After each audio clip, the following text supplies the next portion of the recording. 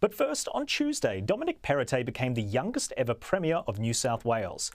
It was easily the biggest story of the week in Sydney, but journalists and commentators didn't take long until they started criticising Perrottet for something which should be out of bounds: a person's faith.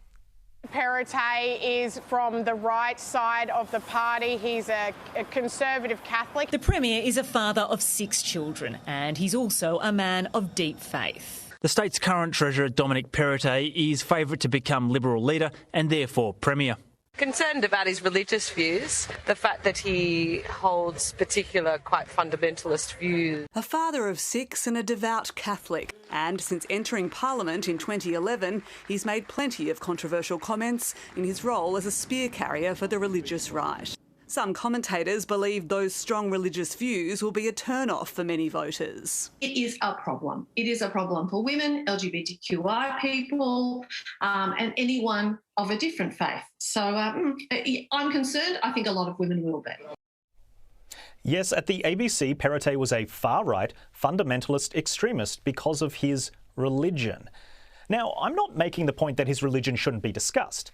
Some politicians advertise their faith loudly for political gain and to win over various communities. Therefore, it is appropriate to mention a politician's faith to contextualise policy debates such as abortion laws. But what we witnessed was not an attempt to provide context. It was bitter, nasty and intolerant.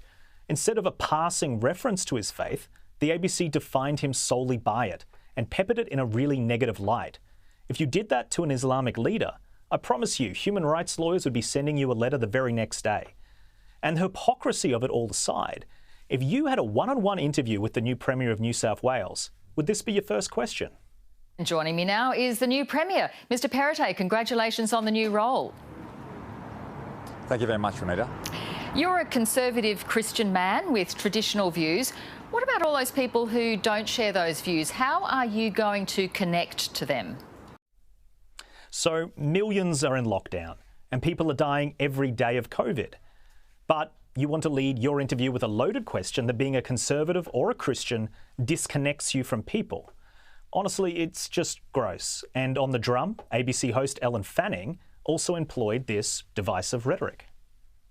He's been variously described as an economic rationalist, social conservative, a religious hardliner. Is he a very conservative religious person, the Dominic Perrottet you know? Is he better Catholic than you are, or is he a different...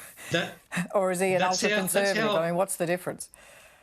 That's how a democracy works. But I think when you use language like an ultra-conservative, I mean, that's really unhelpful, loaded language. I mean, I've heard him be called as an extremist. I mean, really? I just think the rhetoric around him and his religion, because he happens to be a Catholic/Christian, I just think is quite despicable. Good on former New South Wales Liberal Minister Adrian Piccoli for pushing back, but over at The Project, 10's National Affairs editor Hugh Brimington suggested that Perrottet's religious beliefs were a liability. He, in some ways, carries baggage because he's perceived as being for a somewhat isolated group, the hard Christian right, if you like. And so he needs, if he wants to win people over, to prove what he says, that he's there for all people.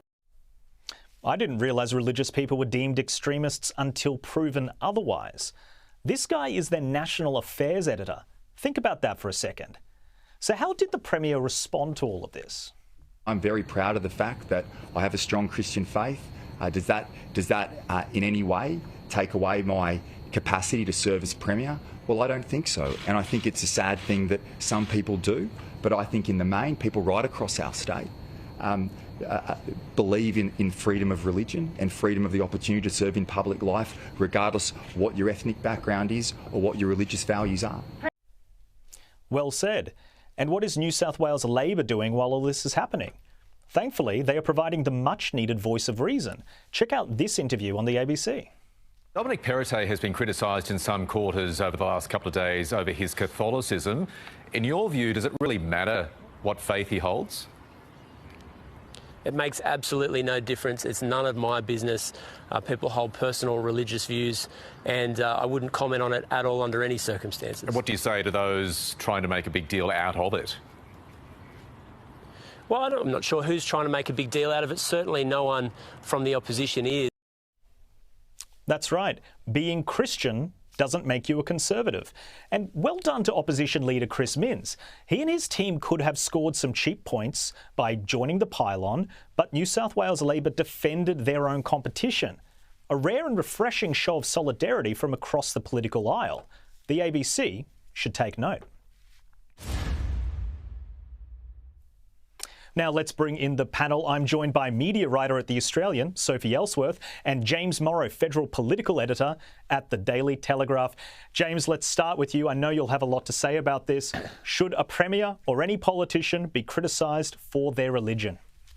Well, they should only be criticised for their religion if their religion is making them do dumb things or make bad policy. But I'll tell you what, Jack, listening to the media this week in New South Wales, you would think that this was Kabul just before the Taliban came in, from the way these hysterics at the ABC on the drum in a lot of the Nine papers just said, oh, he's a Catholic with 6 kids. You know, that was code word for, oh, he's going to ban abortion tomorrow and take contraception off the shelves and make women quit their jobs and stay home and have babies and all sorts of, things. Well, it's insane. And most people, I think, saw through it.